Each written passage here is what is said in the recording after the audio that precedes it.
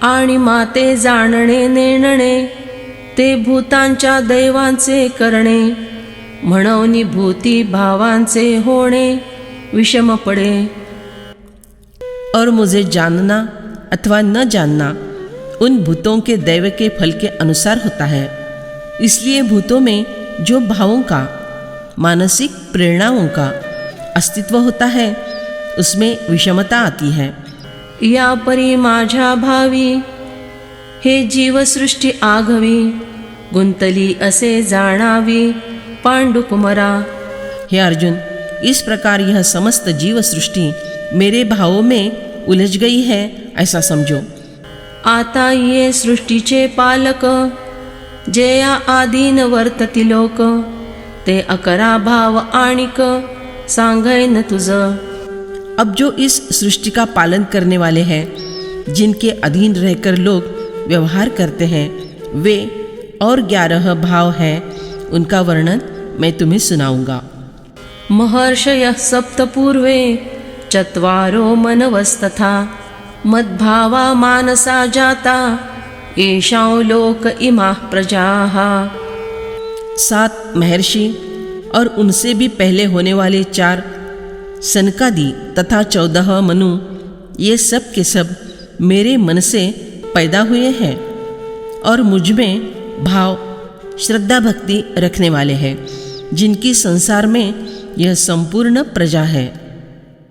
तरी आगवाची गुणी वृद्ध, महर्षी माझी प्रबुद्ध, कश्यपादिक प्रसिद्ध सप्तऋषि। तो समस्त महर्षियों में सभी गुणों से संपन्न, अनुभवी, वृद्ध, ज्ञानी ऐसे जो कश्यप आदि विख्यात 7 ऋषि हैं।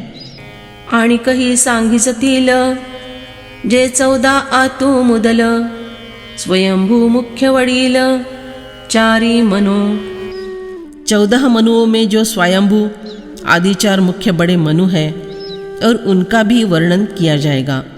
ऐसे हे झाले 11 माझ्या मनी धनुर्धरा, सृष्टीचे यागा व्यापारा लागवनिया। हे अर्जुन, इस प्रकार ये 11 भाव मेरे मन से सृष्टि की घटना का व्यापार चलाने के लिए उत्पन्न हुए हैं। जे लोकांची व्यवस्था न पडे, अहम भावाचा पैकुन मोडे, जय महाभूतांचे दळवाडे अचुंबित असे। जब तक लोकों की रचना नहीं हुई थी और जब तक अहंकार का त्रिगुणात्मक समुदाय विकार के प्राप्त नहीं हुआ था, जब महाभूतों का समुदाय अविकृत अपंचीकृत था, इसलिए अस्पृष्ट व्यापार शून्य था। तैची गाहे झाले, मग ही लोक केले, अक्षय हो उनी ठेले ते यांचे जन। तभी ये 11 उत्पन्न हुए, फिर इन्होंने लोकों को उत्पन्न किया। वे 11 चिरंजीवी होकर रहे, उनकी ही यह सारी प्रजा है। म्हणून 11 ही हे राजा, येर लोक याचिया प्रजा, ऐसा हा विस्तारू माझा ओळख तू।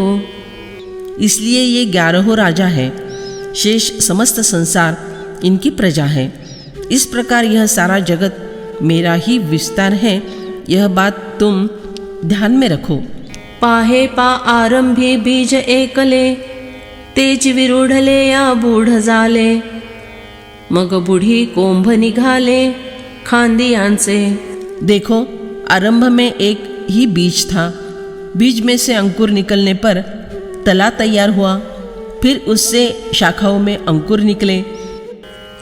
खांदिया पासवनी अनेका, फाटलिया शाखोपशाखा, तिया शाखा तव देखा पारंबिया।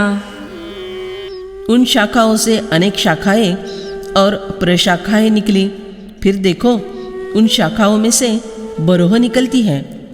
पालवी फूल फळ, ऐसा वृक्ष होये सकळ, निर्धारिता तव केवळ बीज चिते। इस प्रकार पत्ते, फूल, फल आदि सब मिलकर संपूर्ण वृक्ष तैयार होता है। विचार करने पर यही जान पड़ता है कि वह तो बीज का ही विस्तार है। तैसा मी एक पहिले, मग माझे मन ते वियाले, तेथे सप्तरिखी आणि जाले चारही मनु। उसी तरह मैं प्रथम एक मूल तत्व रहता हूँ, फिर मैंने ही मेरे मन को जन्म दिया। वहाँ इसी मन से सातों ऋषि तथा चारों मनु उत्पन्न हुए। तिही विविध लोक सृजले, लोकी लोकपाल वेगळाले, लोकपाळी उपजविले प्रजा जात। उन्होंने बहुविध जन उत्पन्न किए, जनों में से अलग अलग लोकपाल उत्पन्न हुए और उन लोकपालों ने प्रजाजात उत्पन्न किए। ऐसे विश्व हे येथे मी विस्तारिला निरुते, परिभावाचे निहाते मानसाचे या। इस रीति से इस विश्व का निर्माण हुआ। इस विश्व के रूप में मैं ही विस्तारित हुआ हूँ, यह बात सच है, परंतु यह विस्तार मन के भावों द्वारा हुआ है। एतां विभूतिं योगञ्च मम यो वेत्ति तत्वतः, सो विकम्पेन योगेन युज्यते नात्र संशयः। जो मनुष्य मेरी इस विभूति को और योग सामर्थ्य को तत्व से जानता है, अर्थात दृढ़तापूर्वक संदेह रहित स्वीकार कर लेता है, वह अविचल भक्ति योग से युक्त हो जाता है। इसमें कुछ भी संशय नहीं है। या लागी सुभद्रापती, हे भाव माझिया विभूती, आणि यांची आगा व्याप्ती व्यापले जग। इसलिए हे अर्जुन, ये मानस भाव मानो मेरी विभूतियाँ ही है और उनकी व्याप्ति से, बहुत्व से यह जगत व्याप्त हुआ है। या परिगा अवधारी ब्रह्मादि पिपीलिके वेरी, मी वाचूनी दुसरी गोठी नाही। अरे यह ध्यान में रखो कि इस प्रकार ब्रह्मा से लेकर पिपीलिका पर्यंत इस पूरी सृष्टि में मेरे सिवा अन्य कोई वस्तु नहीं है। ऐसे जाणे जो पुढे साचे, ते याचे रे झाले गा ज्ञानाचे, म्हणोनी उत्तमाधम भेदाचे स्वप्न न देखे। जो मनुष्य इस बात को पूरे अनुभव के साथ जान लेता है, उसमें ज्ञान की जागृति हो गई समझो, और तब उसे उत्तम अथवा अधम इस भेदभाव की कल्पनाओं के स्वप्न नहीं आते।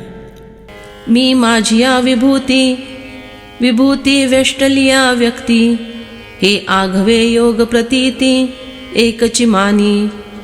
मैं मेरी भावरूप विभूतियाँ और उन विभूतियों से व्याप्त हुए प्राणी, इन सभी का मेरे साथ ऐक्य है।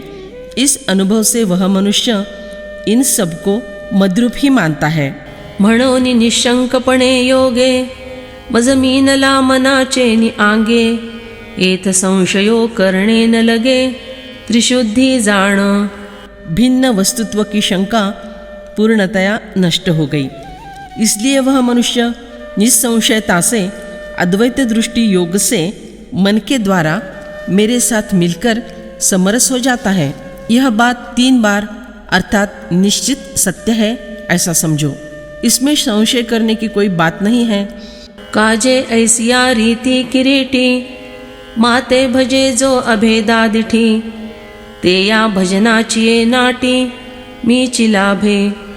क्योंकि हे अर्जुन, जो इस प्रकार अभेद दृष्टि से मेरा भजन करता है, उसे उस भजन की धुन में मेरी ही प्राप्ति हो जाती है। म्हणोनी अभेद जो भक्ति योगू, तेत शंके न पडे पांगू, करिता ठेला तरी सांगू, ते सांगितले षष्ठी। इसलिए जो अभेद भाव से भक्ति योग होता है, उसमें किसी प्रकार की शंका करने की कोई आवश्यकता नहीं है, और इस भक्ति योग के अनुसार आचरण करते समय बीच में कोई बाधा आ पड़ी तो भी उससे अच्छा ही फल मिलता है। यह बात 6ठे अध्याय में बतलाई जा चुकी है। कल्याणकारी काम करने वाला कोई भी मनुष्य दुर्गति को नहीं जाता। तोची आता अभेदु कैसा, हे जाणावे या जरी मानसा, सांद झाली तरी परियेसा बोली जैल। जिस अभेद भाव से भक्ति की जाती है, उस अभेद का स्वरूप क्या है, इस जिज्ञासा के लिए तुम्हारे मन में यदि थोड़ी सी जगह मिल जाए तो बतलाया जाएगा, सुनो। अहं सर्वस्य प्रभवो मत्तः सर्वं प्रवर्तते इति मत्वा भजन्ते मां बुधा भाव समन्विताः। मैं संसार मात्र का प्रभव मूल कारण हूँ और मुझसे ही सारा संसार प्रवृत्त हो रहा है, अर्थात चेष्टा कर रहा है।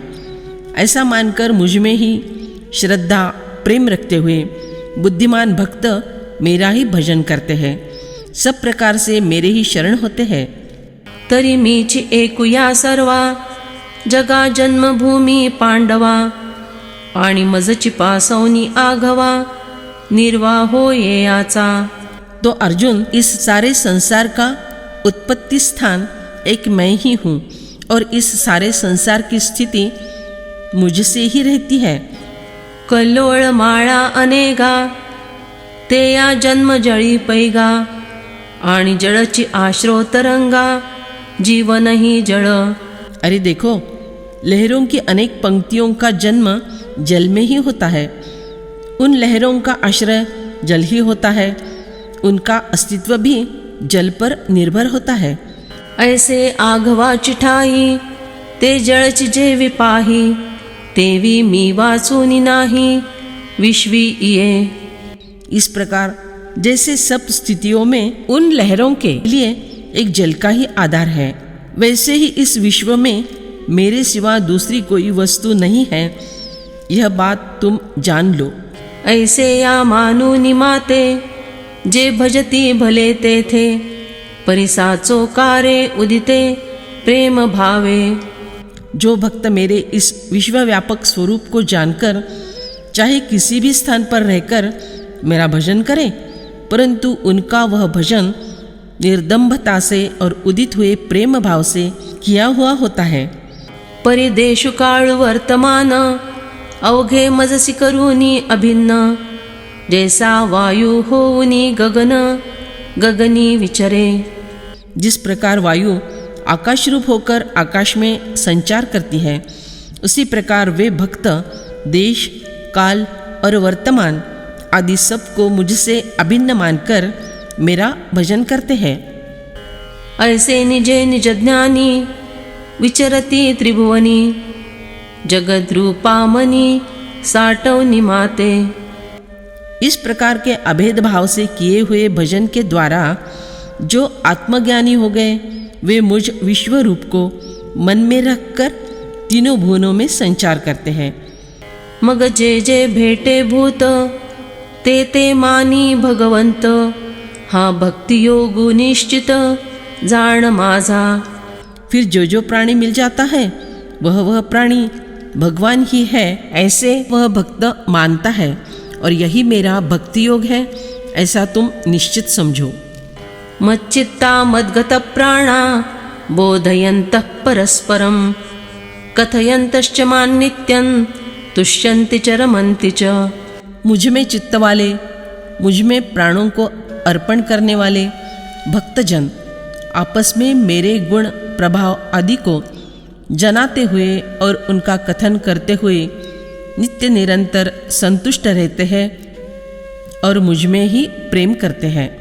ऐसे चित्ते मीच झाले माझे निचे प्राणे धाले मग जीवो मरो विसरले बोधाची भूली। इस प्रकार जो भक्त चित्त से मद्रूप हो गए, इसलिए उनमें मेरा ही प्राण है ऐसा समझकर वे तृप्त हो गए। फिर आत्मबोध की धुन में वे जन्म और मरण सब कुछ भूल गए। मग ते या बोधाचे निमाजे नाचती संवाद सुख भोजे आता एकमेका घेपे दिजे बोधाची वारी। फिर स्वरूप ज्ञान के मद से संवाद में मिलने वाले सुख की मूर्ति बनकर वे भक्त नाचने लगते हैं। अब वे भक्त आत्मबोध का लेन देन करने के लिए यात्रा करते हैं। एकमेका सबोधिति परस्पर विचार विमर्श, यह भक्ति मार्ग की एक बहुत बड़ी विशेषता है। इससे सामुदायिक साधना संपन्न होती है। गीता चिंतनिका।